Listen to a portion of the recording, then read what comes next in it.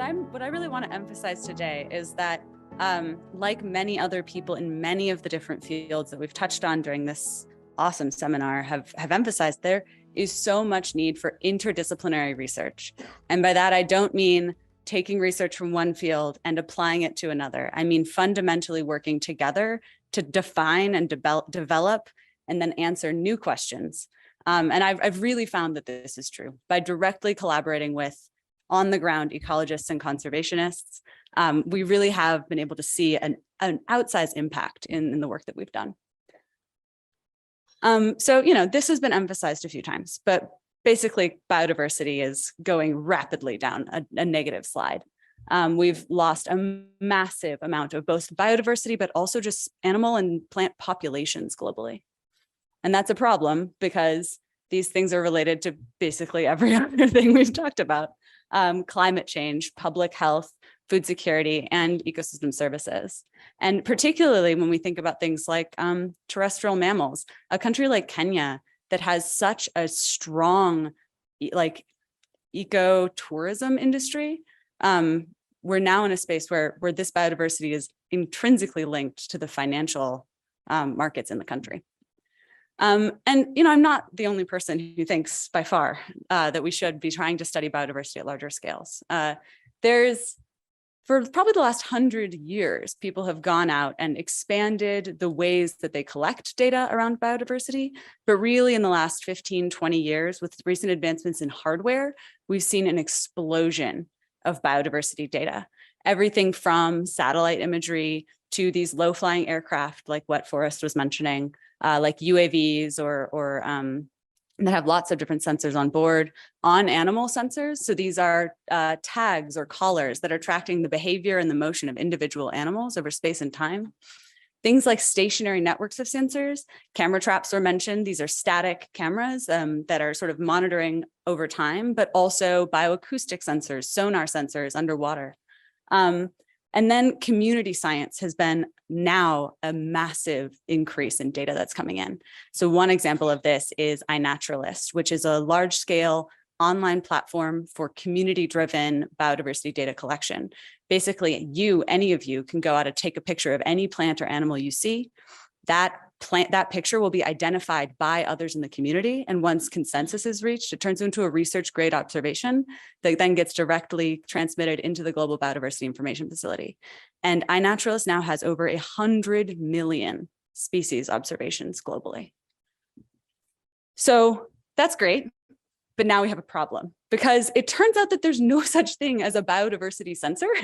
What you have is a lot of proxy sensors that capture lots of data. And then you need to process that data into the actual biodiversity information, right? It isn't a temperature sensor. It's not some sort of like methane sensor. There is this need to then go through and process the information and extract the scientific insight from the raw data streams. And traditionally, this was just done manually. An ecologist, a scientist, like, Forrest or Dino, they would go out and they would maybe place camera traps, and then they would go through all of the data collected by their camera traps, identify the species of bees or ungulates, and then that would then go into their ecological models. I put out a network of camera traps in Laikipia around 2 years ago. Last year, that network collected 10 million images, just one network by one scientist. There's absolutely no way that I would be able to process that data manually, even with hundreds of undergrads. Community scientists, like I said, actually it's more than now 100 million species observations in INAT, and that cannot be identified in any reasonable scale by humans alone. And particularly, we've seen a big increase in aerial wildlife surveys. Right now, actually, the Kenyan Wildlife Service is doing one of the largest elephant population surveys by aircraft that's ever been done. And that, if you collect images from a single flight, it can be 200 terabytes of video. So basically, we can't do this without computer vision. This is something where automation, machine learning actually is just, it is the only way forward now that we're operating on these data scales. But it's not that simple. So, the computer vision community has made really outsized progress in things like, I don't know, putting a filter on your face so that you look like you're wearing a cowboy hat. But these are sort of very specific, limited examples that are often human-centric. They're sort of optimized around data sets that large companies like Facebook or Meta are collecting. And the computer vision community has often been then aligned with these sort of strong financial motivators. What that means is they don't deal with data that's like this. So if you're collecting data in the wild, and particularly data without a human photographer, without sort of that human intelligence in the loop, pointing the camera at the object of interest, making sure it's focused and well lit, you end up with data with strong amounts of occlusion. Essentially, up here, I don't know if you can see, but there's a giraffe hiding behind the tree. There's another elephant back here, and with really poor data quality. So things like fog or poor lighting. And then the other dimension of this is that with sort of these automated sensors, lots of the data could be empty, or definitely empty in the context of the person who collected it. So if I'm studying elephants, this data is not of interest to me. But I think this is another way that AI and machine learning are really opening the door to expanding our understanding. Because while there is not any elephants in these pictures, there is a lot of photos of plants, right? And so I think that there's actually a huge opportunity for bycatch in these data collection streams, where if you build the right machine learning model, you can actually capture scientific information from data collected by other scientists for other purposes and really sort of make the best use of all of the data we've already collected. Another big challenge is that biodiversity data has what's called a long tail. Essentially, most of the data that we have is of the most common species. And then as you go down here, so this is just looking at the first 16 million observations that were collected in the iNaturalist platform.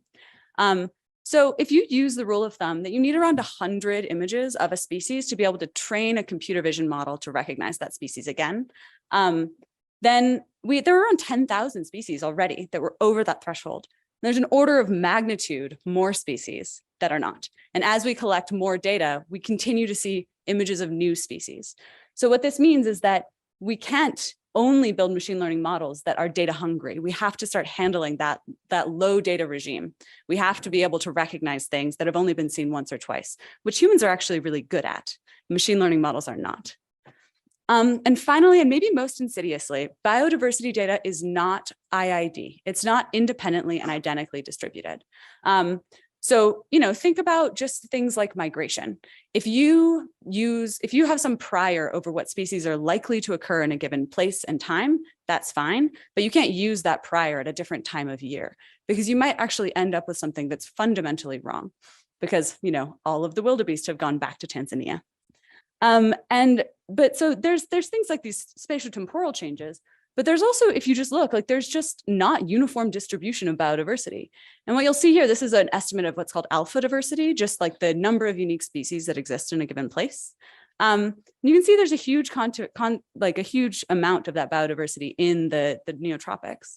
But if you look at the data that we have available, now there's this other dimension of bias.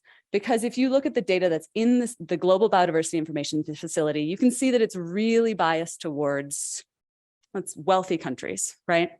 And it's actually almost anti-correlated to where the biodiversity actually exists globally. And so this is actually this type of domain shift. The fact that you can't actually collect a data set representative of all biodiversity on Earth. You can't collect a data set that's going to be representative of what those distributions are in 10 years because of climate change. That means we need to be able to measure and try to overcome the way that our machine learning models handle this domain shift.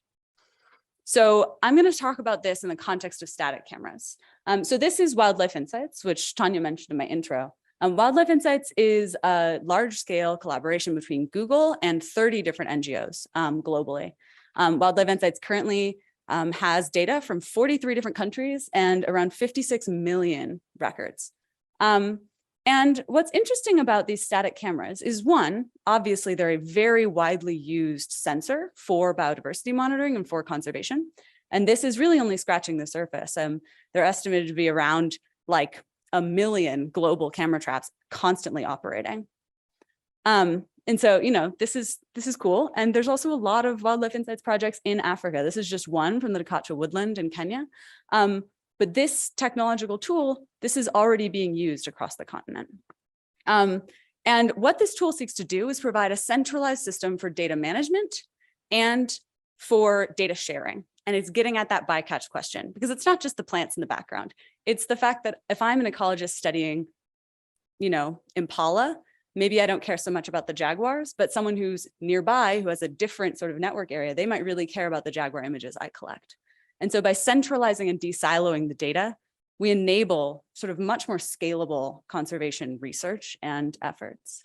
But what makes static cameras so complicated is you don't just have that sort of large scale shifts in the distribution of species. What you actually have is a bunch of individual windows into microhabitats. And every single one of those camera locations will actually exhibit its own unique distribution of species. And so what you see here is like, one camera versus others. They all have different subpopulation distributions. That means, maybe in one camera you see a lot of jaguars and another you see none. That's pretty clear. But they also have these fixed backgrounds, which means that the model and the images themselves are really repetitive over time. And there are these other sort of visual correlative factors that, that only relate to single cameras. And what this ends up causing is a drop in machine learning performance when you move to sensors that weren't seen during training. And this is sort of a great example of this fundamental challenge that we see across the board with machine learning. It's related to what Catherine was talking about earlier in terms of the need to build a new model every time you go to a new country. We struggle with generalization. And so here what you're looking at is if you take a camera images from a camera you have seen during training, your error is significantly and consistently lower, regardless of the number of training examples you have for a species. And these types of distribution shifts and these gaps in machine learning performance are really ubiquitous in any real world application of machine learning. And so I've worked with a really amazing team of researchers to build the first large scale benchmark of real world distribution shift. And this is across, not just camera traps, but things like identifying healthcare images in new hospitals, or identifying different sort of chemical scaffolds. So how do we close this gap? What can we do to make our models better at generalization and better at domain shift? And particularly, why don't we take advantage of what we know about the structure of a given domain? So one thing that we found empirically is that there's really a fundamental trade-off between generality and specificity in machine learning. So if you want a model to identify species, that model will generalize much less than one that identifies animals. And part of that is because if you walk your way up that taxonomic tree, those subpopulation shifts no longer exist. You're allowing the model to sort of learn a general representation of what an animal is.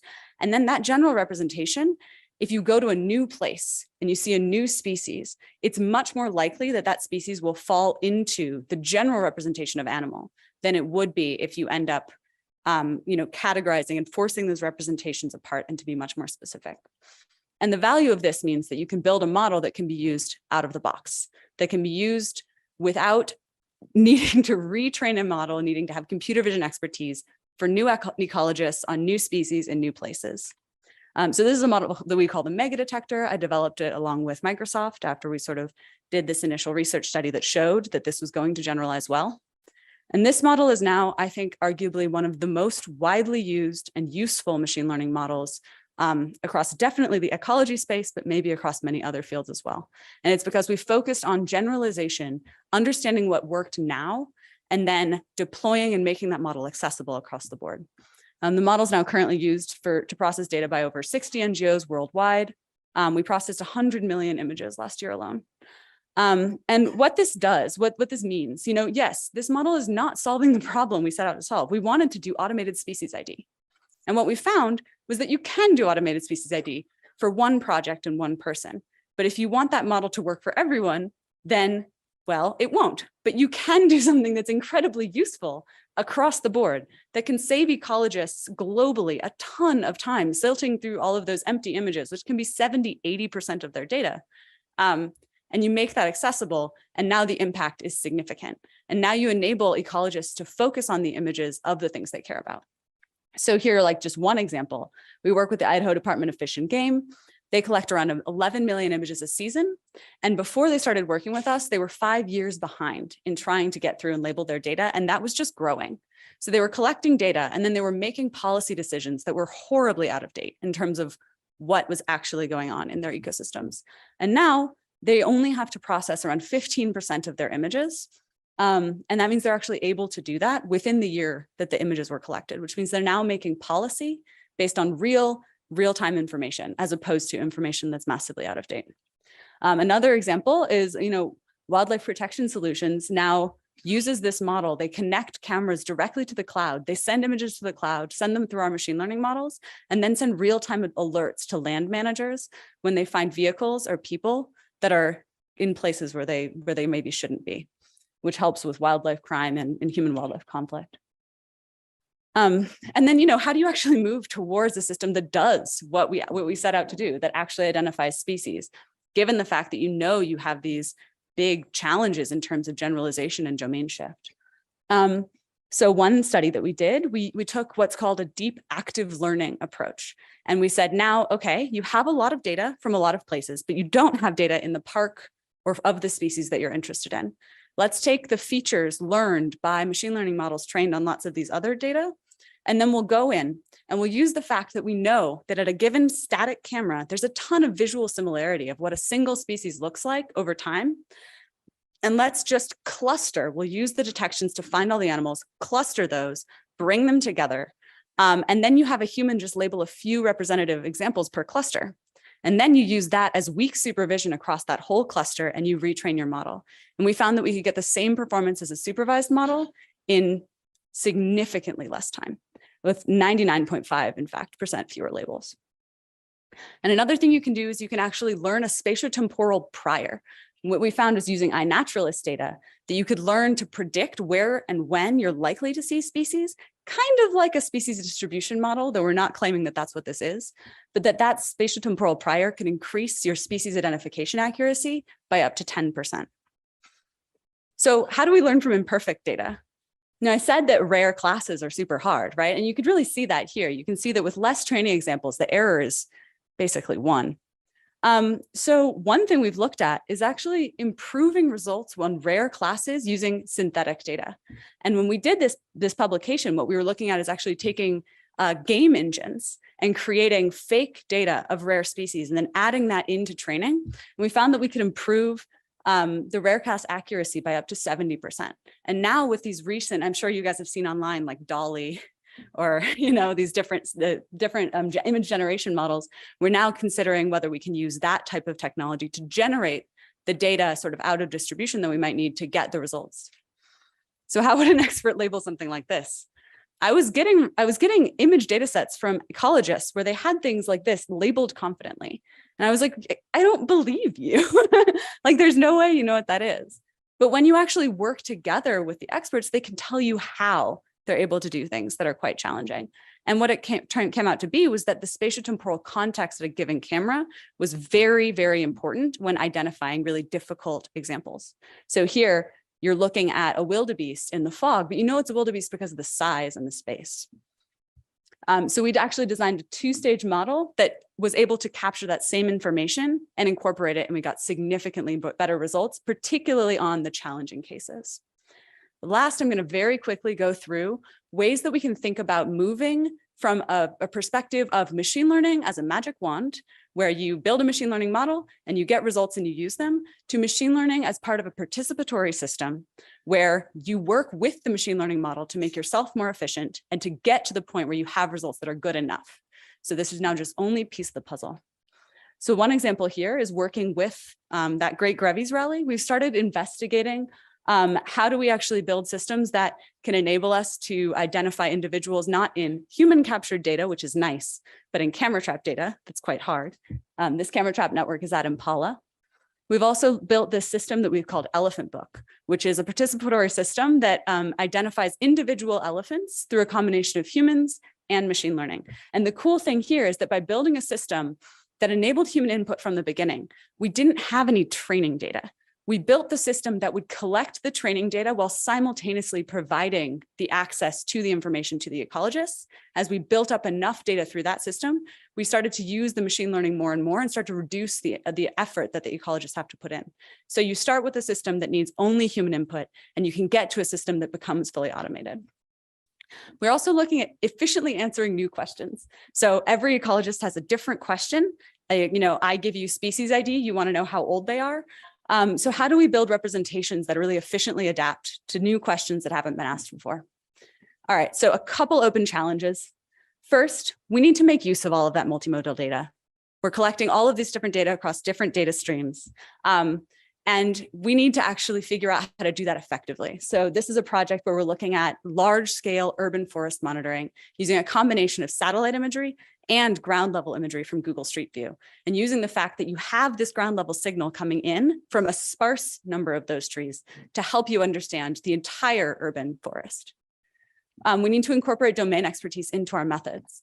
One way we're doing this is we've learned that elephant identification by experts is often with a lot of social context. They understand the group, then they identify the individuals within the group. So now we're looking at building social priors that help us improve that re-ID, particularly for species that are hard to identify, like an elephant. We need to develop accessible and equitable technology. And here, this is actually a big thing we've run into with collaborators in Africa. Access to large-scale data infrastructure and GPUs is not guaranteed. So what we need to build models that are efficient, models that can run on a laptop, and models that can be used by people who don't have access to incredibly expensive computing hardware. And we need to increase interdisciplinary capacity. So we can't just rely on every ecologist having a friend in the CS department who's going to help them with these things. We actually need to be training ecologists and conservation scientists, and honestly people across the sciences, to be able to apply machine learning effectively and reliably in their fields. And so in this case, we've developed this summer school on computer vision methods for ecology, where we bring in graduate level and postdoc and early faculty ecologists, and we train them on how to build their own computer vision models for their own research questions. And the application is out for next year. So it's due by December 15th. And if anyone is interested in or has students that they think are interested, I think it's a really amazing opportunity. Cool, thank you.